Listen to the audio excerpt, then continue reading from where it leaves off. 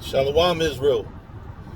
Just want to do a quick, quick sit down. Quick car chronicle. Um, I was literally just now listening to old song by Method Man called "Release Your Delf," and in the song he has the singer on the song. Her name is Blue Raspberry, but that doesn't matter. Um, in the song, the hook says, "All you bitch ass niggas in the industry, your careers won't be lasting long." So I was thinking, a lot of the death in our society, among black and brown people, a lot of the things that we do against each other, as much as I hate to admit it, a lot of it is brought on by the music that we listen to. And what I mean by that is something simple as the competitive nature of hip hop puts our people in a competitive spirit. Because he didn't threaten nobody. He said, "All you, but look at the wording of it. All you bitch ass niggas in the industry." When you use the term bitch ass niggas, what you're doing is you're emasculating, men, primarily black and brown men. Because let's keep it real, us as people of color, we tend to call everybody the N word, but who are we referring to when we really use the N word? Each other. And he says, he has her say, "All you bitch ass." So he's emasculating.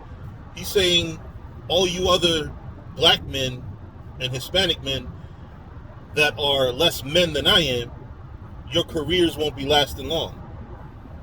Of course, he's not too specific about who's the bitch ass niggas. In particular, he's generalizing, but when you actually really, really, really analyze hip hop and its effects on people, you see that the music brings on a violent and competitive nature. Now, in this particular lyric, there's no mention of violence. It just says your career won't be lasting long, or your careers won't be lasting long. And as harmless, and this is the thing, as harmless as that lyric may seem, you might think, oh, he's just saying he's shitting on his competition. Okay. But the competitive nature of hip hop, along with, the violence that we endure and we live with in the hood, and the violence in the music, plus the violence that's being perpetuated on us, it makes for just an explosion of bad energy among black and brown people. You do not have a white person making music saying, "All you bitch ass crackers in the industry, your careers won't be lasting long." In any genre.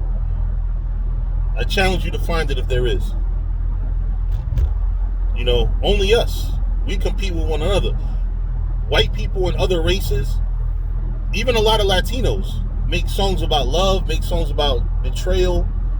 We make songs about different things, right? Hip hop is the only one that's violent and against itself.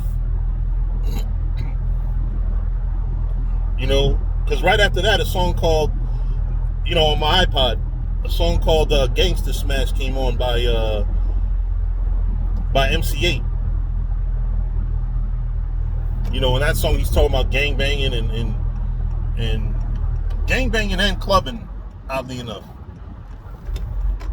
Clubbing and gang banging. So it's now we go from just a song talking about how Method Man and the Wu-Tang is taking over, and all you quote-unquote bitch-ass niggas in the music business are not going to last long. And then you have MC8, who came up around the same era as Method Man. who's they literally, pretty much talking about gangbanging and shit. And, you got to remember, like, this guy MC8, great artist, but that nigga is the one that came up with an album called Music to Drive By, among other very violent songs and even violent images. For example, I think we can all stop pretending to be hard and admit that movies like Boys in the Hood and Menace to Society exaggerate the violence of even the most violent gangbangers. Let's be honest, right? Who the fuck is as tough as what's his name? Old Dog. Really, like, who the fuck is really that cold? Like, you know what I'm saying? I'm from the hood. I could tell you, I'm from, some of the worst neighborhoods probably in America. And I could tell you that there is nobody that I've ever met that was really like Old Dog. Black and brown people, even at their worst, are at worst, they're careless, selfish, but they're not they're not like the gratuitous violence. It's not there, man. It's not like that. You know what I'm saying? It's for a reason. Like, he capped the fucking Chinese guy for no fucking reason in the beginning of the movie. Let's be real. He's not. How many of y'all really know somebody that's that damn much of a killer?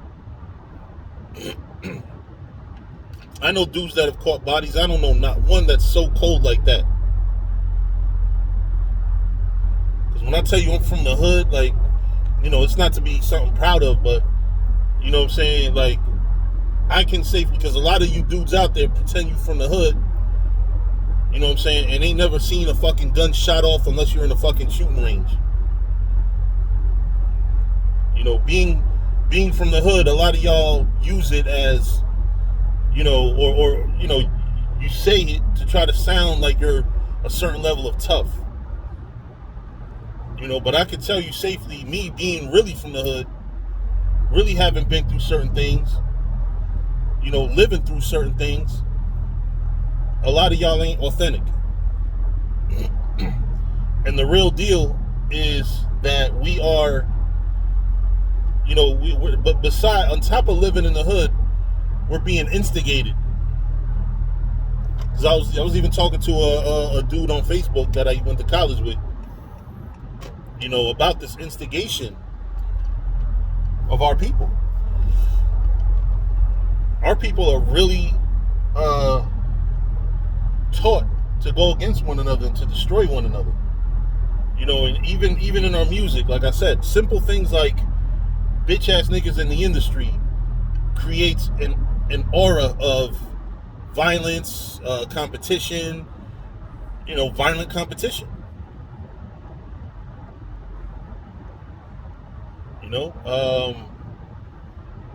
And like I said, movies like Menace to Society, like, there was actual shootings at the movies when that movie came out, because you have the underlying, blood and crip things going on. Like, when you watch Boys in the Hood, Boys in the Hood has a very heavy blood and crip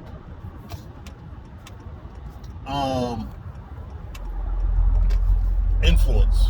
You see that, the good guys, Ice Cube and them don't wear no colors, but you see the bad guys, they had, I believe they had a red car. They definitely had a Chicago Bulls Scully. One of the bad guys in that movie. So-called bad guys. One of the guys that shot Ricky. So it's underlying, but it's there. And, those things, coupled with poverty, coupled with, all the demons, all the curses that's in Deuteronomy, the 68th chapter. The 28th chapter. all of those things together,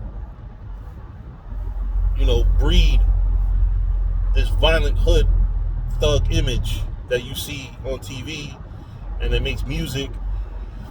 Let's keep it real. A lot of these fucking rappers ain't really gangsters.